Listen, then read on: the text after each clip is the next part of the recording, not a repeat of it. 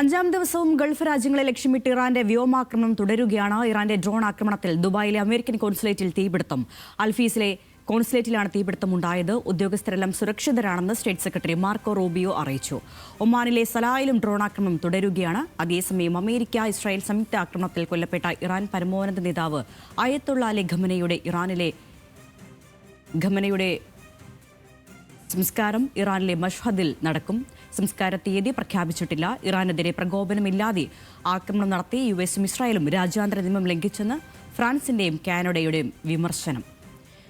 വിശദാംശങ്ങളുമായി ഇന്റർനാഷണൽ ഡെസ്കിൽ നിന്ന് അഖിലയുണ്ട്. അഖില, അഞ്ചാം ദിവസവും പശ്ചിമേഷ്യയിൽ നിന്ന് വരുന്നത് ആശങ്കകളുടെ വാർത്തകളാണ്. എന്താണ് ഗൾഫ് രാജ്യങ്ങളിലെ നിലവിലെ സാഹചര്യം? ഏറ്റവും പുതിയ റിപ്പോർട്ടുകൾ സൂചിപ്പിക്കുന്നത് എന്തൊക്കെ? അരുണ്യ സൂചിപ്പിച്ചതുപോലെ വലിയ ആശങ്കയാണ് ഗൾഫ് മേഖലകളിലും ഇറാനിലും നിലനിൽക്കുന്നത് എന്നുള്ളത് തന്നെയാണ്. ഇപ്പോഴും ഇറാനെ ലക്ഷ്യമിട്ട് ഇസ്രയേലും അമേരിക്കയും സംയുക്ത ആക്രമണം തുടരുകയാണ്. ഇതിന്റെ ഫലമായി ഇറാൻ ഗൾഫ് രാജ്യങ്ങളിലുള്ള ആക്രമണവും തുടരുകയാണ്. അതിൽ ഏറ്റവും പ്രധാനപ്പെട്ടത്, ഏറ്റവും പുതുതായി വരുന്ന വാർത്ത, ദുബായ് കോൺസുലേറ്റിൽ ഇറാൻ ആക്രമണം നടത്തിയിരിക്കുന്നു. ഡ്രോൺ ആക്രമണമാണ് നടത്തിയിരിക്കുന്നത്. അപ്പോൾ കോൺസുലേറ്റിൽ ഒരു തീപിടുത്തം ഉണ്ടായി. പക്ഷേ ഉദ്യോഗസ്ഥരെല്ലാം സുരക്ഷിതരാണ് എന്നൊരു കാര്യമാണ് ഇപ്പോൾ മാർക്ക് റൂബിയോ വ്യക്തമാക്കുന്നുണ്ട്. അത്തരത്തിൽ കൂടുതൽ സങ്കീർണമാവുകയാണ് കാര്യങ്ങൾ. ഒമാനിലും ഇത്തരത്തിലുള്ള ഒരു ആക്രമണം നടത്തിയിരിക്കുന്നു. ഒമാനിലെ സലാലയിലും ഡ്രോൺ ആക്രമണം നടത്തി എന്നുള്ളതാണ് പുറത്തുവരുന്ന റിപ്പോർട്ട്. മാത്രമല്ല ഹിസ്ബുള്ളയും ഇസ്രയേലും തമ്മിലുള്ള യുദ്ധവും ആക്രമണങ്ങളും തുടരുകയാണ്. പരസ്പരം ഈ ഹിസ്ബുള്ളയുടെ 60 സൈനിക കേന്ദ്രങ്ങൾ തകർത്തു എന്നാണ് ഇന്നിപ്പോൾ ഇസ്രയേൽ അവകാശപ്പെടുന്നത്. അത്തരത്തിൽ ആക്രമണങ്ങളും പ്രത്യാക്രമണങ്ങളും തുടരുന്ന ഒരു കാഴ്ചയാണ് പശ്ചിമേഷ്യയിൽ കാണുന്നത്. ഇതിലേറ്റവും പ്രധാനപ്പെട്ടത് ഖമനിയുടെ സംസ്കാരമാണ് ഇനി വരാനിരിക്കുന്നത്. അദ്ദേഹത്തിന്റെ ജന്മനാടായ മഷ്ഹദിൽ സംസ്കാരം നടക്കും എന്നുള്ളതാണ് പുറത്തുവരുന്ന റിപ്പോർട്ട്. തീയതി പ്രഖ്യാപിച്ചിട്ടില്ല. ഇന്നോ നാളെയോ ആയി ഉണ്ടാകും എന്നുള്ളതാണ് അന്താരാഷ്ട്ര മാധ്യമങ്ങളെല്ലാം റിപ്പോർട്ട് ചെയ്യുന്നത്.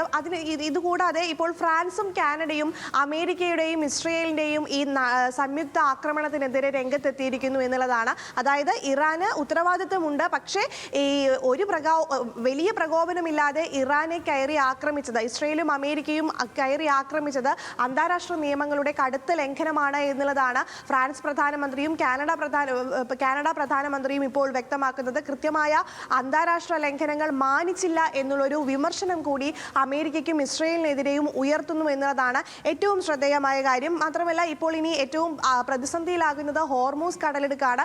നിരവധി കപ്പലുകൾ അവിടെ കുടുങ്ങിക്കിടക്കുകയാണ്. അതിലൂടെ യാത്ര അനുവദിക്കില്ല എന്ന് ഇറാൻ ഉറപ്പിച്ചു കഴിഞ്ഞിട്ടുണ്ട്. മാത്രമല്ല അതിനിടെ അല്ലെങ്കിൽ അതിലും ഒരു US ഇടപെടൽ ഉണ്ടാകുമോ എന്നുള്ളതാണ് ഇനി എല്ലാവരും ഉറ്റുനോക്കുന്നത്. കാരണം നമുക്കറിയാം, ഹോർമൂസ് കടലിടുക്ക് പശ്ചിമേഷ്യയിലെ വ്യാപാരത്തെ വലിയ രീതിയിൽ നിയന്ത്രിക്കുന്ന ഒരു കടലിടുക്കാണ്. ഏകദേശം 20% ചരക്ക് നീക്കവും അന്താരാഷ്ട്ര ചരക്ക് നീക്കവും നടക്കുന്നത് ഈ കടലിടുക്കിലൂടെയാണ്. ഒരു പക്ഷേ ഈ യുദ്ധം നീണ്ടാൽ, ഒരാഴ്ച കൂടി നീണ്ടാൽ ഈ എണ്ണ വ്യാപാരം വലിയ പ്രതിസന്ധിയിലാകും. മറ്റ് വ്യാപാരങ്ങൾ, മറ്റ് തുണിത്തരങ്ങൾ എല്ലാം വലിയ രീതിയിൽ പ്രതിസന്ധിയിലാകുന്ന ഒരു കാഴ്ചയായിരിക്കും നമ്മൾ കാണുക. ഇന്ത്യയെയും അത് സാരമായി ബാധിക്കുമെന്നതിൽ യാതൊരു സംശയവുമില്ല. അത്തരത്തിൽ വലിയ അനിശ്ചിതത്വമാണ് ഇപ്പോൾ നിലനിൽക്കുന്നത്. ഇനിയും കഴിഞ്ഞ ദിവസമെല്ലാം മാധ്യമങ്ങളോടെല്ലാം ഡൊണാൾഡ് ട്രംപ് പറഞ്ഞത് 4 ആഴ്ച വരെ നീണ്ടു നിൽക്കും എന്നുള്ളതാണ്. ഇത്തരത്തിൽ ഇസ്രയേൽ പ്രധാനമന്ത്രിയും അത്തരമുള്ളൊരു വാർത്തയാണ് വ്യക്തമാക്കിയത്. അതുകൊണ്ട് തന്നെ വലിയ അനിശ്ചിതത്വം നിലനിൽക്കുന്നുണ്ട്.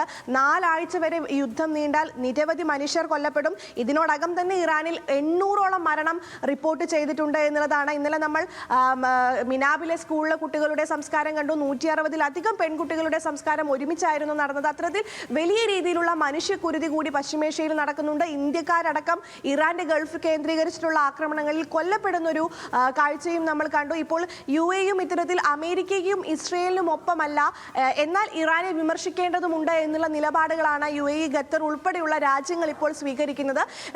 അമേരിക്കയെ, അതായത് ഗൾഫ് രാജ്യങ്ങളിൽ ആക്രമണം നടത്തി അമേരിക്കയെ പ്രതിരോധത്തിലാക്കാം എന്നുള്ളതായിരുന്നു ഇറാന്റെ ഒരു നീക്കം. പക്ഷേ അത് ഫലം കണ്ടില്ല. ഈ ഗൾഫ് രാജ്യങ്ങൾ ഒന്നടങ്കം ഇപ്പോൾ ഇറാനെ വിമർശിക്കുന്നുണ്ട്, ഇറാനെതിരെ രംഗത്തെത്തുന്നുണ്ട് എന്നുള്ളതാണ് മറ്റൊരു കാര്യം. അതുകൊണ്ട് തന്നെ വലിയ രീതിയിലുള്ള അനിശ്ചിതത്വങ്ങൾ നിലനിൽക്കുന്നുണ്ട്. നിരവധി ആളുകളുടെ ജീവനുകൾ പശ്ചിമേഷ്യയിൽ അപകടത്തിലാണ്. അരുണ്യ, തീർച്ചയായും US സൈനിക താവളങ്ങൾ ലക്ഷ്യമിട്ടുള്ള ആക്രമണമെന്ന് ഇറാൻ പറയുമ്പോഴും സൗഹൃദ രാജ്യങ്ങൾക്ക് മേൽ കടന്നുകയറിയുണ്ടായ ഈ ആക്രമണങ്ങളെ അത് ഗൾഫ് രാജ്യങ്ങൾ ഒരിക്കലും അംഗീകരിക്കുന്നില്ല. ഇറാനെതിരെ കടുത്ത വിമർശനം ഉന്നയിച്ചാണ് ഖത്തർ അടക്കമുള്ള രാജ്യങ്ങൾ ഈ നിലവിൽ ഈ വിഷയത്തെ നോക്കിക്കാണുന്നത്. ദുബായിലെ കോൺസുലേറ്റിലെ ആക്രമണമാണ് ഏറ്റവും ഒടുവിലായി ഗൾഫ് മേഖലയിലുണ്ടായ ആക്രമണം. അഖിലയാണ് വിവരങ്ങൾ നൽകിയത്.